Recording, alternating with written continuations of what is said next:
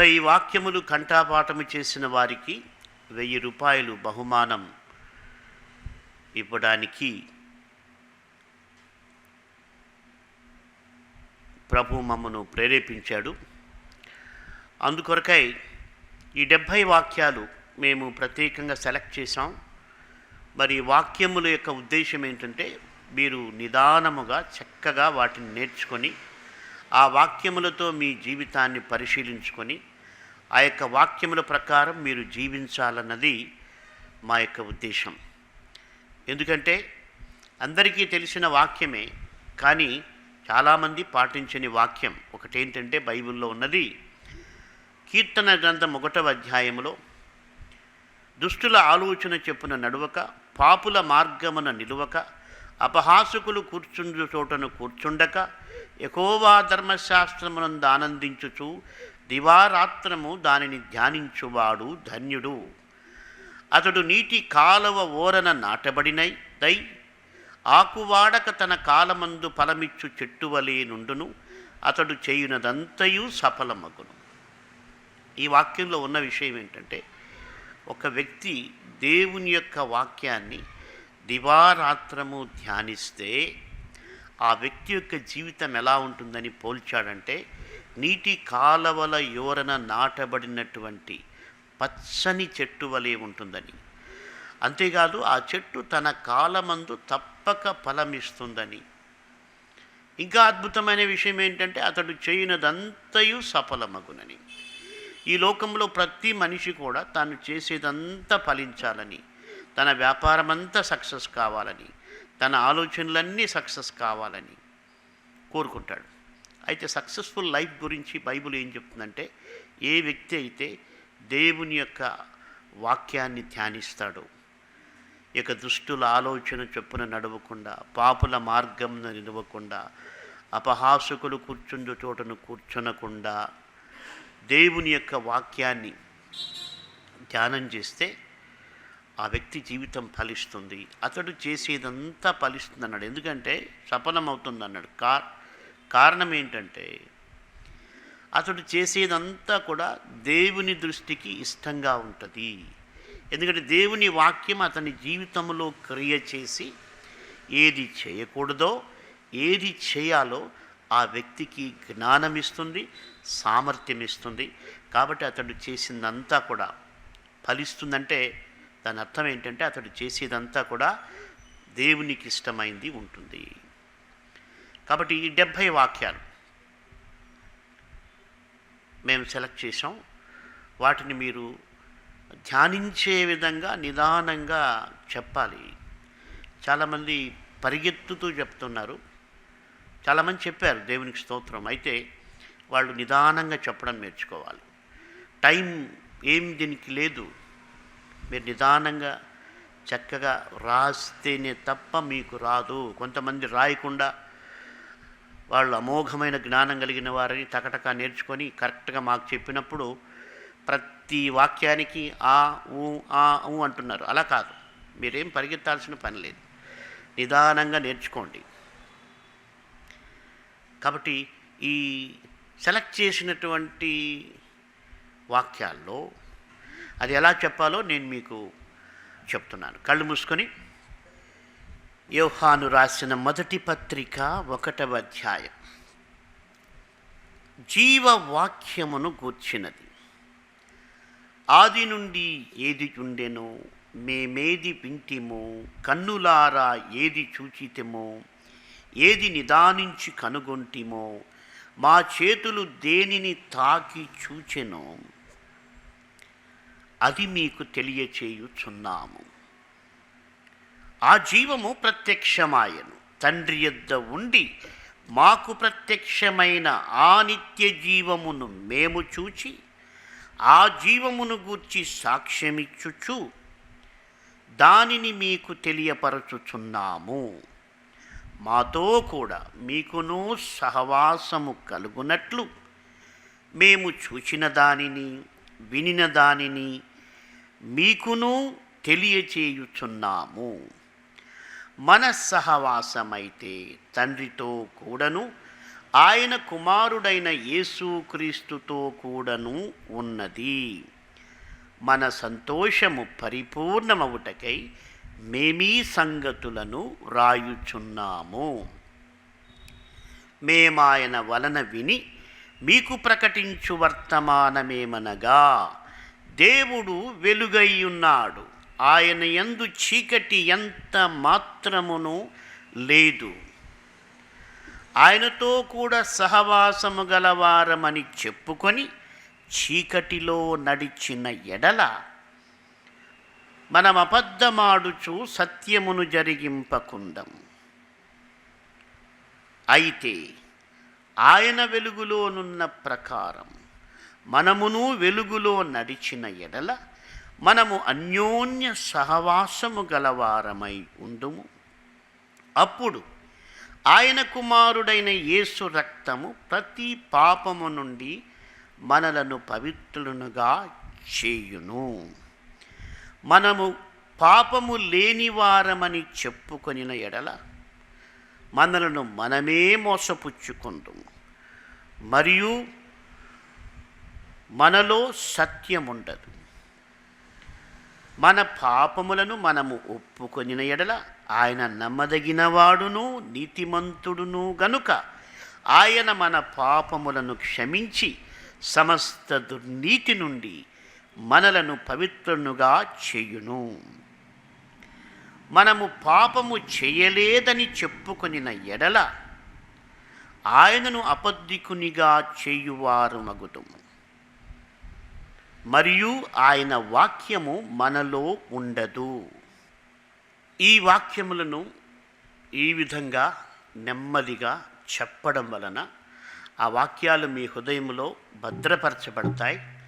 అంతేకాదు, ఆ వాక్యము మనలను దేవునితో సరి అయిన సంబంధము కలిగి ఉండుటకు ఆ యొక్క వాక్యాలు మనకు ఉపయోగపడతాయి. ఎంత చక్కటి సందేశం ఈ 10 వచనాల్లో ఉంది. మనము గమనించినట్టయితే ఈ పత్రికను యోహాను విశ్వాసులకు రాశాడు. అంటే యోహాను చూచిన దానిని, వినిన దానిని ఆయన చాలా స్పష్టంగా చెప్తూ సంఘానికి ఆయన ఏం చెప్తున్నాడంటే, దేవుడు వెలుగై ఉన్నాడు, ఆయన యందు ఎంత మాత్రమును చీకటి లేదు. గమనించండి, మనము దేవునిలో ఉన్నామని చెప్పుకున్నప్పుడు చీకటి కార్యములు, రహస్య కార్యములు మన జీవితంలో ఉండకూడదు. మనుషుల ఎదుట చాలామంది చాలా ఆత్మీయంగా ప్రవర్తిస్తారు. అయితే చీకటిలో, అంటే రహస్యంగా, ఎవరు చూడనప్పుడు, ఎవరికి కనబడనప్పుడు వారు చాలామంది దేవునికి ఇష్టము కాని విషయాలను చూస్తూ ఉంటారు, మాట్లాడుతూ ఉంటారు, ఆలోచిస్తూ ఉంటారు. అసలు క్రీస్తులో ఉన్న ఓ అద్భుతమైన సంగతి ఏంటంటే, నేను విగ్రహారాధికునిగా నిష్ఠాగరిష్టతతో పూజలు చేస్తూ ఉన్నప్పుడు నాకు దేవుని పట్ల ఉన్న అవగాహన ఏంటంటే, నేను దేవుని దగ్గరకు పోయినప్పుడే దేవుడు నన్ను చూస్తాడు. గమనించండి, క్రీస్తుని ఎరగనటువంటి అనేక మంది జీవితాలలో వారికి ఉన్న భక్తి ఏంటంటే, వారు దేవుని దగ్గరికి వెళ్ళినప్పుడు చాలా నమ్రతతో, భయభక్తులతో, దేవుడు వాళ్ళు ఎదురుగా ఉన్నారని, దేవుడు వాళ్ళని చూస్తున్నారని వాళ్ళు చాలా భక్తితో ఉంటారు. అయితే యేసు ప్రభు యొక్క బోధలో ఉన్న విషయం ఏంటంటే, దేవుడు నిన్ను ఎల్లప్పుడూ చూస్తూనే ఉన్నాడు. నీవు దేవుణ్ణి తలుచుకున్నప్పుడు కాదు, లేకపోతే నీవు చర్చిలో కూర్చున్నప్పుడు కాదు, ఆయన ఎల్లప్పుడూ నిన్ను చూస్తూ ఉన్నాడు. కాబట్టి నీలో ఏ పాపము, ఏ అపవిత్రత, ఏ జారత్వము ఉండకూడదు. కాబట్టి ఆయనలో చీకటి ఎంత మాత్రమును లేదు. ఇది మనం ఎప్పుడు గుర్తుపెట్టుకోవాలి. దేవునికి ఏ రహస్య కార్యము కూడా ఇష్టం ఉండదు. మన జీవితంలో వాక్యపు వెలుగులు, అందుకనే ఆ తర్వాత వాక్యాల్లో చెప్పుకుంటూ వస్తాడు, ఆయనతో కూడా సహవాసము గలవారమని చెప్పుకొనుచు చీకటిలో నడిచిన ఎడల మనం అబద్ధమాడుచు సత్యమును జరిగింపకుందుము. కాబట్టి చాలామంది ఆయనతో కూడా సహవాసం ఉందని చెప్తున్నారు, మేము ప్రభువుని నమ్ముకున్నామని చెప్తున్నారు, మేము ప్రభువు సేవ చేస్తున్నామని చెప్తూ ఉన్నారు. అయితే చీకటిలో, రహస్య పాపాలలో, దేవునికి ఇష్టము కాని ప్రవర్తనను కలిగి ఉన్నారు. కారణం ఏంటంటే దేవుని వాక్యము ధ్యానించకపోవటం. ఆ వాక్యము చేత నువ్వు ప్రతిరోజు హెచ్చరించబడుతూ ఉండాలి. అప్పుడే మనము దేవునికి ఇష్టము కానిది చేయకుండా జాగ్రత్త పడతాం, భయపడతాం. అంతేకాదు ప్రార్థన చేస్తాం. మనకు ఆ యొక్క స్పృహ ఉంటుందన్నమాట. అయితే మనం ఎప్పుడైతే దేవుని వాక్యాన్ని పక్కన పెడతామో నీ భక్తి పతనమవుతూ వస్తుంది, చీకటిలోకి వెళ్ళిపోయే ప్రమాదం ఉంది. అందుకే ఒక అద్భుతమైన మాట చెప్పాడు ఆ తర్వాత, అయితే ఆయన వెలుగులో ఉన్న ప్రకారం మనమును వెలుగులో నడిచిన ఎడల మనము అన్యోన్య సహవాసము గలవారమై ఉందుము. గమనించండి, ఆ వెలుగులో, ఆయన వెలుగులో ఉన్న ప్రకారము మనము కూడా వెలుగులో నడిచిన ఎడల అప్పుడు ఏం జరుగుతుందంటే మనము అన్యోన్య సహవాసము గలవారమై ఉందుము. ఎప్పుడైతే నువ్వు దేవుని వాక్యముతో, దేవుని వాక్యమే వెలుగు కాబట్టి దేవుని వాక్యము వెలుగని మనకు తెలుసు, అందరికీ తెలుసు. కానీ ఆ వెలుగులో సహవాసం చేయడానికి చాలామంది ఇష్టపడరు. కొంతసేపు సహవాసం చేస్తారు, ఎక్కువసేపు లోకంతో సహవాసం చేస్తారు. కాబట్టి అక్కడ సరిపోవడం లేదు. ఎందుకు నా ఆత్మీయ జీవితం ఇంత దరిద్రంగా ఉంది, ఎందుకు నేను ఇంత బలహీనంగా ఉన్నాను, ఎందుకు నేను చాలా బలహీనతలకు లోబడిపోయాను అని అనుకుంటారు తప్ప దానికి కారణం ఏంటంటే నువ్వు దేవుని వాక్యం దగ్గరికి రావాలి, వాక్యాన్ని నువ్వు ఆధారం చేసుకోవాలి, వాక్యం అనే వెలుగులో నువ్వు నడుచుకోవాలి. అప్పుడు దేవునితో అన్యోన్య సహవాసం అంటే ఏమవుతుందంటే ఒక ఇంటిమసీ దేవునితో ఏర్పడినప్పుడు ప్రతి చిన్న లోపము కూడా మనలో ఉన్నది బయటపడుతుంది. దేవుని వాక్యంతో సహవాసం చేస్తూ ధ్యానిస్తూ ఉన్నప్పుడు మనలో ఉన్న లోపము తెలుస్తుంది. అప్పుడు మనం ప్రార్థన చేస్తాం తప్పకుండా. అప్పుడు ఏం జరుగుతుందంటే ఆయన కుమారుడైన యేసు రక్తము ప్రతి పాపము నుండి మనలను పవిత్రపరచును. అంటే ఈ లోక మాలిన్యము నుండి, ఈ లోక చీకటి నుండి, ప్రతి పాపము నుండి మనం పవిత్రపరచబడుతూ వస్తాం. చాలామంది చెప్తారు, పాపం మేము ఎప్పుడు చేయలేదు. దేవుని యొక్క ప్రేమను అర్థం చేసుకోకపోవడమే పెద్ద పాపం. నిజమైన దేవుణ్ణి తెలుసుకోకపోవడమే పెద్ద పాపం. కాబట్టి మనము పాపులమని బైబిల్ చెప్తుంది, పాప స్వభావము గలవారమని బైబిల్ చెప్తుంది. అయితే మనం ఆయన వాక్యము ద్వారా, ఆయన వాక్యం ధ్యానించుట ద్వారా, ఆయన వాక్యానికి లోబడుట ద్వారా మనం వెలుగులో నడుచుకొనగలం. అంతేకాదు ఆయన మన పాపముల నుండి, మన దుర్నీతి నుండి పవిత్రంగా చేస్తాడు. అందుకొరకే యేసు ప్రభు ఈ లోకానికి వచ్చి శిలువపై మరణించి తిరిగి లేచాడు. ఎందుకంటే మనం వెలుగులో నడుచుకోవాలని. ఏదో ఆయన నమ్ముకున్నామని చెప్పి ఇంకా చీకటి కార్యాలు, ఇంకా చీకటి విషయాలు చేయడం అన్నటువంటిది అపవాది నిన్ను మోసం చేస్తోంది. నీవు ఆయన వాడవైతే, ఆయనతో కూడా సహవాసం కలిగిన వాడవైతే నీవు చీకట్లో నడవకూడదు, పాపంలో ఉండకూడదు. అపవాది చెప్తుంది, ఏం పర్వాలేదు, నీకంటే పెద్ద పాపాలు చేసేవాళ్ళు ఉన్నారని. అయితే వాళ్ళతో కూడా నువ్వు కూడా పోతావు. నీవు దేవుని వాక్యాన్ని చదవాలి, ధ్యానించాలి. అందుకొరకే మేము ఈ వాక్యాలు సెలెక్ట్ చేసాం. కాబట్టి ఈ వాక్యాలు కంఠపాఠం చేసే వాళ్ళందరూ కూడా నిజంగా ఆ యొక్క జీవాన్ని, యేసుప్రభు యొక్క రక్షణను నువ్వు తెలుసుకున్నావా? ఆయనతో కూడా సహవాసం చేస్తూ ఇంకా ఎక్కడైనా చీకట్లో ఉన్నావా? పరిశీలించుకొని ప్రార్థన చేసుకొని ఆయనతో అన్యోన్య సహవాసం గలవారుగా ఉండాలి. లోకం మీదికి ఉపద్రవం వచ్చింది, ఉపద్రవాలు వస్తాయి. యేసుప్రభు ఒక రోజున రానై ఉన్నాడు.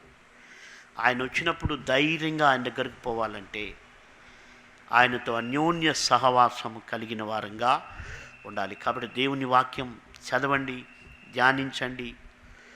ఎవరి గురించి చెడుగా మాట్లాడవద్దు. దేవునికి ఎదగాలి, ఆయన సారూప్యం నాలో రావాలి. ఎదుటివారి లోపాలు ఏం చూడొద్దు. యేసుప్రభు చెప్పాడు, నీ కంటిలో దూలముండగా నీ సహోదరుని కంటిలోనున్న నలుసును చూచుటయ్యేలా అన్నాడు. కాబట్టి ఎవరి లోపాలు నువ్వు పాయింట్అవుట్ చేయక్కర్లేదు. నీ కంట్లో దూలముంది, అది తీసేసుకుంటే అప్పుడు ఎదుటివారి లోపాలు ఏ విధంగా చక్కగా సరి చేయగలమో అప్పుడు తెలుస్తుందంట. ప్రభు అదే చెప్పాడు, వేషధారి నీ కంటిలోనున్న దూలమును తొలగించుకొనము, అప్పుడు నీ సహోదరుని కంటిలోనున్న నలుసును తీసివేయుటకు నీకు తేటగా కనబడును. కాబట్టి అప్పుడు నువ్వు ప్రేమతో హెచ్చరిస్తావు, లేకపోతే ఆ ఇష్యూని ఎలా సాల్వ్ చేయాలో దేవుడు నీకు జ్ఞానం ఇస్తాడు. కంట్లో దూలం పెట్టుకుంటే ఇష్యూలు సాల్వ్ కావు, నీ పర్సనల్ ఇష్యూస్ సాల్వ్ కావు, నీ ఫ్యామిలీ ప్రాబ్లమ్స్ కూడా సాల్వ్ కావు. కాబట్టి మనం వాక్యపు వెలుగులో నడుచుకొని జీవిస్తే దేవుడు మనల్ని దీవిస్తాడు. కాబట్టి అట్టి కృప దేవుడు మీకు అనుగ్రహించునుగాక. ప్రార్థించుకుందాం. దయగల ప్రభువా, మేము మీ వాక్యమనే వెలుగులో నడుచుకోవడానికి సహాయం చేయండి. మీ వాక్యం ప్రతిరోజు చదవడానికి, ధ్యానించడానికి, మా హృదయంలో పెట్టుకోవడానికి సహాయం చేయండి. ఈ వాక్యములు కంఠాపాఠం చేసి అనుదినము పరిశీలించుకొని మీకు ఇష్టమైన విధంగా జీవించుటకు సహాయం చేయమని, మీరే కనికరించి ప్రతి వ్యక్తిని పవిత్రపరిచి దీవించుమని, ప్రతి విధమైన కీడు నుండి, దుష్టు నుండి తప్పించుమని యేసు కనికరము గల నామమున ప్రార్థిస్తున్నాము తండ్రి, ఆమెన్. యోహాను సువార్త 15వ అధ్యాయము. నేను నిజమైన ద్రాక్షావళిని, నా తండ్రి వ్యవసాయకుడు. నాలో ఫలింపని ప్రతి తీగెను ఆయన తీసి పారవేయును. ఫలించు ప్రతి తీగె మరి ఎక్కువగా ఫలింపవలెనని దానిలోని పనికిరాని తీగలను తీసివేయును. నేను మీతో చెప్పిన మాటను బట్టి మీరిప్పుడు పవిత్రులై ఉన్నారు. నా యందు నిలిచియుండుడి, మీ యందు నేనునూ నిలిచియుందును. తీగె ద్రాక్షావళిలో నిలిచి ఉంటేనే కానీ తనంతట తానే ఎలాగు ఫలింపదో, అలాగే నా యందు నిలిచి ఉంటేనే కానీ మీరునూ ఫలింపరు. ద్రాక్షావళిని నేను, తీగెలు మీరు. ఎవడు నా యందు నిలిచియుందును, నేను ఎవని యందు నిలిచియుందునో వాడు బహుగా ఫలించును. నాకు వేరుగా ఉండి మీరేమీయూ చేయలేరు. ఎవడైనను నా యందు నిలిచియుండని ఎడల వాడు తీగెవలే బయట పారవేయబడి ఎండిపోవును. మనుష్యులు అట్టి వాటిని పోగు చేసి అగ్నిలో పారవేతురు, అవి కాలిపోవును. నా యందు మీరును, మీ యందు నా మాటలును నిలిచియుండిన ఎడల మీకేది ఇష్టమో అడుగుడి, అది మీకు అనుగ్రహింపబడును. మీరు బహుగా ఫలించుట వలన నా తండ్రి మహిమపరచబడును. ఇందువలన మీరు నా శిష్యులగుదురు. తండ్రి నన్ను ఎలాగు ప్రేమించెనో నేనును మిమ్మును అలాగు ప్రేమించితిని. నా ప్రేమయందు నిలిచియుండుడి. నేను నా తండ్రి ఆజ్ఞలను గైకొని ఆయన ప్రేమయందు నిలిచియున్న ప్రకారము మీరును నా ఆజ్ఞలు గైకొనిన ఎడల నా ప్రేమయందు నిలిచియుందురు. మీ యందు నా సంతోషము ఉండవలననియు మీ సంతోషము పరిపూర్ణము కావలననియు ఈ సంగతులు మీతో చెప్పుచున్నాను. నేను మిమ్మును ప్రేమించిన ప్రకారము మీరు నొకనినొకడు ప్రేమింపవలననుటయే నా ఆజ్ఞ. తన స్నేహితుల కొరకు తన ప్రాణము పెట్టువాని కంటే ఎక్కువైన ప్రేమ గలవాడెవడునూ లేడు. నేను మీకు ఆజ్ఞాపించు వాటిని మీరు చేసిన ఎడల మీరు నా స్నేహితులై యుందురు. దాసుడు తన యజమానుడు చేయు దానిని ఎరుగడు గనుక ఇక మిమ్మును దాసులని పిలువక స్నేహితులని పిలుచుచున్నాను. ఎందుకనగా నేను నా తండ్రి వలన వినిన సంగతులన్నిటినీ మీకు తెలియచేసి తిని. మీరు నన్ను ఏర్పరచుకొనలేదు. మీరు నా పేరట తండ్రిని ఏమి అడుగుదురో అది ఆయన మీకు అనుగ్రహించున్నట్లు మీరు వెళ్ళి ఫలించుటకును మీ ఫలము నిలిచి ఇండుటకును నేను మిమ్మును ఏర్పరచుకొని నియమించితిని. మీరు ఒకరినొకడు ప్రేమింపవలనని ఈ సంగతులు మీకు ఆజ్ఞాపించుచున్నాను. లోకము మిమ్మును ద్వేషించిన ఎడల మీకంటే ముందుగా నన్ను ద్వేషించెనని మీరెరుగుదురు. మీరు లోక సంబంధులైన ఎడల లోకము తన వారిని స్నేహించును. అయితే మీరు లోక సంబంధులు కారు. నేను మిమ్మును లోకములో నుండి ఏర్పరచుకొంటిని. అందుచేతనే లోకము మిమ్మును ద్వేషించుచున్నది. దాసుడు తన యజమానుని కంటే గొప్పవాడు కాడని నేను మీతో చెప్పిన మాట జ్ఞాపకము చేసుకొనుడి. లోకులు నన్ను హింసించిన ఎడల మిమ్మును కూడా హింసింతురు. నా మాట గైకొనిన ఎడల మీ మాటను కూడా గైకొందురు. అయితే వారు నన్ను పంపిన వానిని ఎరుగరు గనుక నా నామము నిమిత్తము వీటన్నిటినీ మీకు చేయుదురు. నేను వచ్చి వారికి బోధింపకుండిన ఎడల వారికి పాపము లేపకపోవును. ఇప్పుడైతే వారి పాపమునకు మిష లేదు. నన్ను ద్వేషించువాడు నా తండ్రిని కూడా ద్వేషించుచున్నాడు. ఎవడునూ చేయని క్రియలు నేను వారి మధ్య చెయ్యకుండిన ఎడల వారికి పాపము లేకపోవును. ఇప్పుడైతే వారు నన్నును నా తండ్రిని చూచి ద్వేషించి ఉన్నారు. అయితే నన్ను నిర్హేతుకముగా ద్వేషించిరి అని వారి ధర్మశాస్త్రములో వ్రాయబడిన వాక్యము నెరవేరునట్లు ఈలాగు జరిగెను. తండ్రి యొద్ద నుండి మీ యొద్దకు నేను పంపబోవు ఆదరణకర్త అనగా తండ్రి యొద్ద నుండి బయలుదేరు సత్యస్వరూపి అయిన ఆత్మ వచ్చినప్పుడు ఆయన నన్ను గూర్చి సాక్ష్యమిచ్చును. మీరు మొదట నుండి నాతో కూడా ఉన్నవారు గనుక మీరును సాక్ష్యమిత్తురు. కొరింథీయులకు రాసిన మొదటి పత్రిక 13వ అధ్యాయం. మనుష్యుల భాషలతోనూ దేవదూతల భాషలతోనూ నేను మాటలాడినను ప్రేమలేని వాడనైతే మ్రోగెడు కంచును గణగణలాడు తాళమునై ఉందును. ప్రవచించు కృపావరము కలిగి మర్మములన్నీయు జ్ఞానమంతయు ఎరిగిన వాడనైనను కొండలను పెకలింపగల పరిపూర్ణ విశ్వాసము గలవాడనైనను ప్రేమ లేని వాడనైతే నేను వ్యర్థుడను. బీదల పోషణ కొరకు నా ఆస్తి అంతయు ఇచ్చినను, కాల్చబడుటకు నా శరీరమును అప్పగించినను ప్రేమ లేని వాడనైతే నాకు ప్రయోజనమేమీ లేదు. ప్రేమ దీర్ఘకాలము సహించును, దయ చూపించును. ప్రేమ మత్సరపడదు, ప్రేమ డంబముగా ప్రవర్తింపదు, అది ఉప్పొంగదు, అమర్యాదగా నడువదు, స్వప్రయోజనమును విచారించుకొనదు, త్వరగా కోపపడదు, అపకారమును మనస్సులో ఉంచుకొనదు. దుర్నీతి విషయమై సంతోషపడక సత్యము నందు సంతోషించును.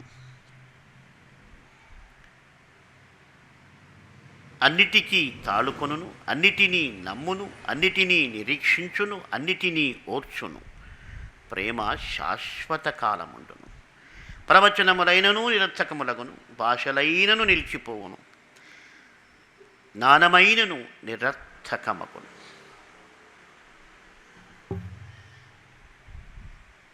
మనము కొంతమట్టుకు ఎరుగుతుము, కొంతమట్టుకు ప్రవచించుచున్నాము. కానీ పూర్ణమైనది వచ్చినప్పుడు పూర్ణము కానిది నిరర్థకమగును. నేను పిల్లవాడనై ఉన్నప్పుడు పిల్లవాని వలె మాట్లాడి తిని, పిల్లవాని వలె తలంచి తిని, పిల్లవాని వలె యోచించి తిని. ఇప్పుడు పెద్దవాడనై పిల్లవాని చేష్టలు మానివేసి తిని. ఇప్పుడు అద్దములో చూచినట్టు సూచనగా చూచుచున్నాము, అప్పుడు ముఖాముఖిగా చూతుము. ఇప్పుడు కొంతమట్టుకే ఎరిగి ఉన్నాను, అప్పుడు నేను పూర్తిగా ఎరుగబడిన ప్రకారము పూర్తిగా ఎరుగుదును. కాగా విశ్వాసము, నిరీక్షణ, ప్రేమ ఈ మూడును నిలుచును. వీటిలో శ్రేష్టమైనది ప్రేమయే. దశలోనికులు రాసిన మొదటి పత్రిక 5వ అధ్యాయం 15 నుండి 22 వరకు. ఎవడును కీడునకు ప్రతి కీడు ఎవనికైనను చేయకుండా చూచుకొనుడి. మీరు ఒకని ఎడల ఒకరును మనుషులందరి ఎడలను ఎల్లప్పుడూ మేలైన దానిని అనుసరించి నడుచుకొనుడి. ఎల్లప్పుడూ సంతోషముగా ఉండుడి. ఎడతెగక ప్రార్థన చేయుడి. ప్రతి విషయమునందు కృతజ్ఞతాస్తుతులు చెల్లించుడి. ఈలాగు చేయట యేసుక్రీస్తునందు మీ విషయములో దేవుని చిత్తము. ఆత్మను ఆర్పకుడి, ప్రవచించుటను నిర్లక్ష్యము చేయకుడి. సమస్తమును పరీక్షించి మేలైన దానిని చేపట్టుడి. ప్రతి విధమైన కీడునకును దూరముగా ఉండుడి. కాబట్టి ఇలాగ నెమ్మదిగా చెప్పాలి. అవి మీరు ప్రతిరోజు ధ్యానం చేసుకోవాలి. ఏమేం చేయమంటున్నారు అక్కడ? మనం బైబిల్ బాగా చదివి ఆలోచించి ఆ హెచ్చరికలకు మనం లోబడితే దేవుడు మనకు సహాయం చేస్తాడు. కాబట్టి ప్రతి విధమైన కీడు, ప్రతి విధమైన దుష్ట చిత్రాలకు, దుష్ట మాటలకు, దుష్ట దృశ్యాలకు, ప్రతి విధమైన కీడునకును దూరంగా ఉండాలి. ఇంగ్లీష్లో అది అబ్స్టైన్ ఫ్రమ్ ఈవిల్ అంటే ప్రతి చెడుకు అని కూడా అక్కడ ఉంది. ఎఫెసీ పత్రిక 5వ అధ్యాయం 1 నుంచి 12 వచనాల వరకు. కావున మీరు ప్రియులైన పిల్లల వలె దేవుని పోలి నడుచుకొనుడి. క్రీస్తు మిమ్మును ప్రేమించి పరిమళ వాసనగా ఉండుటకు మన కొరకు తన్ను తాను దేవునికి అర్పణముగాను బలిగాను అప్పగించుకొనెను. అలాగుననే మీరును ప్రేమ కలిగి నడుచుకొనుడి. మీలో జారత్వమే గాని ఏ విధమైన అపవిత్రతయే కాని లోభత్వమే కాని వీటి పేరైనను ఎత్తకూడదు. ఇదే పరిశుద్ధులకు తగినది. కృతజ్ఞతావచనమే మీరుచ్చరింపవలెను గాని మీరు బూతులైనను పోకిరి మాటలైనను సరసోక్తులైనను ఉచ్చరింపకూడదు, ఇవి మీకు తగవు. వ్యభిచారి అయినను అపవిత్రుడైనను విగ్రహారాధికుడై ఉన్న లోబి అయినను క్రీస్తు యొక్కయు దేవుని యొక్కయు రాజ్యమునకు హక్కుదారుడు కాడను సంగతి మీకు నిశ్చయముగా తెలియును. వ్యర్థమైన మాటల వలన ఎవడునూ మిమ్మును మోసపరచనీయకుడి. ఇట్టి క్రియల వలన దేవుని ఉగ్రత అవిధేయులైన వారి మీదికి వచ్చును. గనుక మీరు అట్టివారితో పాలివారై ఉండకుడి. మీరు పూర్వమందు చీకటి అయి ఉంటిరి, ఇప్పుడైతే ప్రభువునందు వెలుగై ఉన్నారు. వెలుగు ఫలము సమస్త విధములైన మంచితనము, నీతి, సత్యమును వాటిలో కనబడుచున్నది. గనుక ప్రభువుకి ఏది ప్రీతికరమైనదో దానిని పరీక్షించుచు వెలుగు సంబంధుల వలె నడుచుకొనుడి. నిష్ఫలమైన అంధకార క్రియలలో పాలివారై ఉండక వాటిని ఖండించుడి. ఏలయనగా అట్టి క్రియలు చేయువారు రహస్యమందు చేయు పనులను గూర్చి మాటలాడుటైనను అవమానకరమై ఉన్నది. గమనించండి, 1-2 చిన్న మైనర్ పొరపాట్ల గురించి కంగారు పడక్కర్లేదు. జరిగించు, చేయు అలా కొన్ని మీనింగ్ డిస్టర్బ్ కాకూడదు. అయితే పర్ఫెక్ట్నెస్లోకి మనం వెళ్ళాలి. కానీ నేను మళ్ళీ చెప్పేది ఏంటంటే, చాలా స్పష్టంగా నెమ్మదిగా వినేవాళ్ళ హృదయంలో నాటుకోవాలి. అట్లా చెప్పాలి. నువ్వు మాట్లాడుతున్న మాటలు నీ దగ్గరే ఎగిరిపోతున్నాయి చాలా స్పీడ్గా చెప్పేస్తే. అలా కాదు, నీ మాటలు నేరుగా వింటున్న వారి హృదయాల్లోకి వెళ్ళి అక్కడ చక్కగా ఆ మాటలు కూర్చోవాలి. కాబట్టి నెమ్మదిగా చెప్పండి. టైం ఎంతైనా పర్వాలేదు. ఇదేమి లిమిటెడ్ టైం ఆఫర్ ఏమి కాదు. కాబట్టి మీరు నెమ్మదిగా నేర్చుకొని, మరి ఈ 12 వాక్యాలు ఎంత అద్భుతమైనవి. మేమేం మాట్లాడాలో ఏం చేయకూడదో అంతా కూడా ప్రభు వాక్యంలో ఉంది. వెలుగు సంబంధాల వల్లే నడుచుకోవాలి. కాబట్టి వేరే వారి క్రియల్లో పాలు కూడా పొందకూడదు. మనము ఈ వాక్యమే మీకు మీరే చదివితే మీ ఆత్మకు అది ఎంతో క్షేమకరం. కాబట్టి వాటిని, ఆ వాక్యం దేవుని నోట నుంచి వచ్చిందని మీరు గమనించాలి. ఆయన ఇన్స్పిరేషన్తో అవి రాయబడ్డాయి. వాటిని మనం అంగీకరిస్తే మనకు గొప్ప లాభము. ప్రభు మిమ్మను దీవించునుగాక. దయగల ప్రభా, మీరు మా కొరకు చనిపోయి తిరిగి లేచిన ప్రేమ కలిగినటువంటి దేవుడు. మాకు మీ పవిత్ర గ్రంథం ఇచ్చారు. మేము ఎలా నడుచుకోవాలో, ఎలా నడుచుకోకూడదో, ఏం మాట్లాడాలో, ఏం మాట్లాడకూడదో, ఏం ఆలోచించాలో, ఏమి ఆలోచించకూడదో అన్ని విషయాలు మీరు మా కొరకు రాయించారు. మేము వాటిని చదివి ధ్యానించి అలాగు జీవించుటకు మీ సహాయము కోరితే మీరు తప్పక సహాయం చేయగలరు. ఎందుకంటే మీరు చెప్పారు ప్రభువా, మీరు చెడ్డవారయుండి మీ పిల్లలకు మంచి ఈవుల నీయ నెరియుండగా పరలోకమందున్న మీ తండ్రి తన్ను అడుగువారికి అంతకంటే ఎంతో నిశ్చయముగా మంచి ఈవులనిచ్చును అని అద్భుతమైన మాట మీరు చెప్పారు. కాబట్టి మీ బిడ్డలు ఈ మంచి విషయాలు అడుగుతున్నారు, ధ్యానిస్తున్నారు. కాబట్టి తప్పక మీరు ఇస్తారు. నాకును మాకును అట్టి కృప మీరు అనుగ్రహించుమని మీకే సమస్త ఘనతాస్తుతి మహిమలు చెల్లిస్తూ యేసు క్రీస్తు నామమున ప్రార్థిస్తున్నాము తండ్రి. ఆమెన్. నా పేరు పద్మజ. ప్రభు యొక్క మహాకృప వలన మరియు నా భర్తగారైన పాస్టర్ గాలి గంగరాజు గారి ప్రేరేపణ వలన పరిశుద్ధ గ్రంథములోని 1000 వాక్యములు కంఠాపాఠము చేసినాను. ప్రభు యొక్క కృప వలన మా పిల్లలందరితో కూడా బైబిల్ వాక్యములు కంఠాపాఠము చేయించినాము.